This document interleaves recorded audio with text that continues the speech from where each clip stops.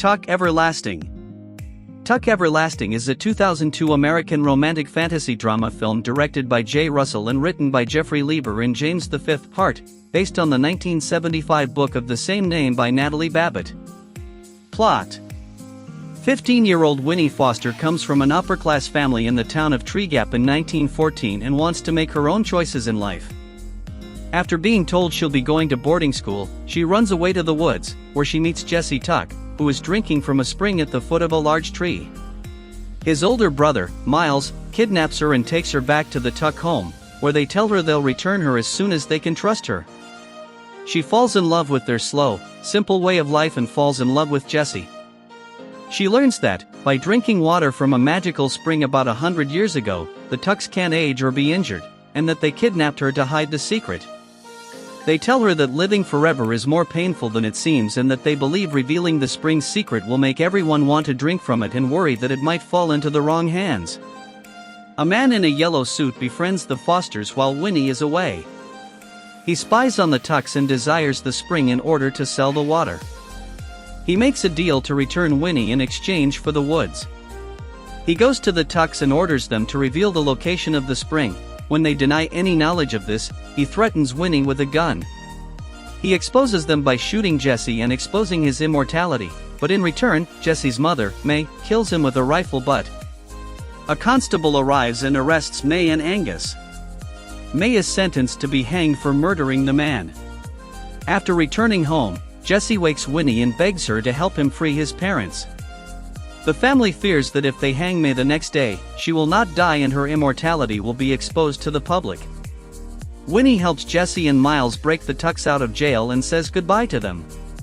Jesse, who has fallen in love with Winnie, asks her to join them, but Angus warns him that it is dangerous to go with them as they will be hunted. Jesse tells Winnie to drink from the spring so that she will live forever and never age, and that he will come back for her when everything is safe, then leaves, promising to love her until the day he dies. After the Tucks leave, Winnie decides not to drink the water, as Angus warned her that being immortal is far worse than living a typical life and that she should not fear death. More than 85 years later, in the present day, Jesse returns to Treegap on a motorcycle. He rides deeper into the woods and at the base of the large tree finds Winnie's gravestone marking the site where the spring once stood. The stone says that Winnie became a wife and mother before passing away at the age of 100. Jesse sits by her grave, smiling through her tears and remembering her. Comments: Winnie's romance with Jesse is beautifully played out. Bledel and Jackson have realistic chemistry, and you find yourself rooting for them in their relationship. As Jesse teaches her about the world beyond her front door, Winnie also learns more about herself.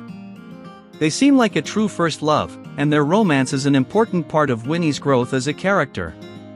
But what do you do when someone asks you to wait for them? Can love do that in our times? Winnie decided not to wait for Jesse, and that leaves the ending lacking the honeyed taste we expect from a romantic comedy. We could blame Winnie for not being able to wait for her beloved. How certain was she that he would really return, and how would she manage to live so many years forever young? In Jesse's favor, it can be said that he won't die, so death won't be an impediment, nor will time. He gave her proof of his love, his darkest secret, and we could all see that he was dying of love for her. And this is precisely the problem with the film. All the critics give credit to the story and the way it is told, except for this small detail, the ending. In my opinion, we don't have an ending where love triumphs, but the philosophy of life does. Don't fear death, but fear a life unlived, is the film's lesson. But this leads us to think that a finite time could be meaningful, and that for that very reason, life is more appreciated. At the end, we see Jesse returning to find Winnie, or even just to see her grave. It's not clear, but what is clear is that this image doesn't convey a life of darkness or unhappiness for Jesse. The premise that Winnie decided to live and reject eternity seems like an absurd decision, as love didn't triumph, or perhaps it wasn't really love, which is the message that seems clearer. Perhaps it would have been better to show that Winnie couldn't wait for Jesse for that long and, like any young person, fell in love again and started a family, which she couldn't do with Jesse. It's unclear, but it seems eternity left them sterile. The moral of the film leaves so many questions and so many doubts that it almost ruins the good drama that was created during its development. Finally, on a personal note, the lesson I learned from the film is that everyone has problems and decisions. It seems like an immortal wouldn't have anything to worry about, but that's not entirely accurate. Second, it takes more than great love to live in a community. As I said, I can deduce that from the film. Overall, Tuck Everlasting is a film not to be missed. Although the ending is bittersweet, it's a wonderful period drama that grapples with what it means to live and the decisions we have to make. Thanks for watching, bye.